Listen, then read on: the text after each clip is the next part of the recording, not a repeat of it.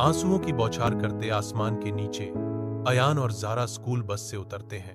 Hotel एक भूत की तरह उठता है। होटल खड़ा है, प्राचीन और क्षय होता जा रहा है। इसका मुखौटा ठंडी निर्दयी स्ट्रीट लाइटों के नीचे उखड़े हुए पेंट से कलंकित है। अयान की आवाज तूफान की गड़गड़ाहट के बीच से गुजरती है, बेचैनी से भरी हुई।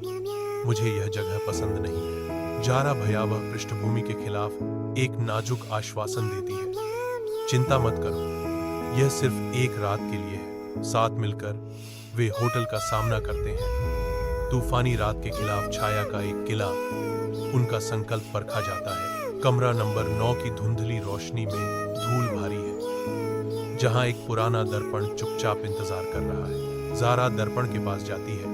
उसका भाव अपठनीय है क्योंकि वह अपनी छवि को देखती है। जारा के चेहरे पर बेचैनी की एक झलक आती है, क्योंकि उसका प्रतिबिंब उसके मुस्कुराने से पहले मुस्कुराता है। जारा की अपनी मुस्कान धीरे धीरे बनती है, जो उसके सामने की परेशान करने वाली छवि को दर्शाती है। जारा को अचानक ठंड लगती है। एक आदिम डर उसे जकड़ लेता है, क्योंकि वह सवाल करती है, मैंने अभी क्या देखा? दर्पण जारा के हैरान भाव को दर्शाता है, क्योंकि कमरा अंधेरा हो जाता है, जिससे डर की भावना गहरी हो जाती है। कमरा 9 में आधी रात। अयान बिस्तर पर जमा हुआ लेटा है। उसके चेहरे पर दहशत अंकित है, क्योंकि फुसफुसाहट अलमारी से रेंगती है। अशरीरी आवाज गूंजती है, मुझे बाहर निकालो। अयान डर से लकवाग्रस्त होकर जारा को बेतहाशा धक्का देता है। उसकी आवाज कांप रही थी, वहां कुछ है, मैं कसम खाता हूं। साथ मिलकर वे अलमारी के दरवाजे तक पहुंचते हैं, जो बढ़ते अंधेरे के खिलाफ एक संयुक्त मोर्चा है। लेकिन जहां एक बार दरवाजा खड़ा था, अब केवल एक ठंडी ठोस दीवार है। अदृश्य ऊर्जा से हवा चटकती है। कमरा अज्ञात के कारागार में बदल जाता है। शांत गांव के बीच जैन रेक्स के साथ पुराने कुएं के पास शांति पाता है। हवा पक्षियों की कोमल चहचहाहट से भरी है, जो शांत वातावरण का एक आदर्श चित्र प्रस्तुत करती है। हालांकि उसकी आंखों में खुशी नाचती है।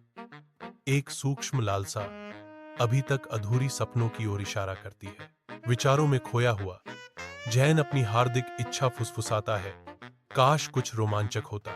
रेक्स जैन की ओर देखता है, पूंछ थोड़ी हिल रही है। जैसे ही शाम ढलती है, स्वर्ग गहरे बैंगनी रंग के कैनवास में बदल जाता है, जो एक आने वाले तूफान का संकेत देता है, जो गांव में कंपकंपी भेजता है। जादुई तूफान के फूट पड़ने से गांव की शांति भंग हो जाती है, जिससे आकाश में जीवंत रंग बिखर जाते हैं। अराजकता के बीच एक प्राचीन चमकती हुई किताब अशांत आकाश से उतरती है। रहस्यमय किताब जैन के पास गिरती है, जिसके चारों ओर की हवा स्पष्ट ऊर्जा से भरी हुई है। जैन सावधानी से आगे बढ़ता है, एक अदृश्य शक्ति से आकर्षित कांपते हाथों से जैन किताब उठाता है। यह किताब क्या है? इस पर मेरा नाम लिखा है। जैन के कमरे की धुंधली रोशनी में परछाइयां बेतहाशा नाचती हैं, क्योंकि एक मोमबत्ती उसकी मेज को रोशन करती है। एक रहस्यमय किताब अचानक खुलती है। उसके पन्ने शांत कमरे में धीरे धीरे सरसराहट करते हैं, जैसे कि एक अदृश्य हाथ से हिलाया गया हो। एक सुनहरा नक्शा अस्तित्व में चमकता है। प्राचीन पाठ के बीच एलोरिया का टावर प्रकट करता है। किताब से एक आवाज गूंजती है, जो तात्कालिकता के साथ गूंजती है, आपको अंतिम प्रकाश खोजने के लिए चुना गया है। समय समाप्त हो रहा है।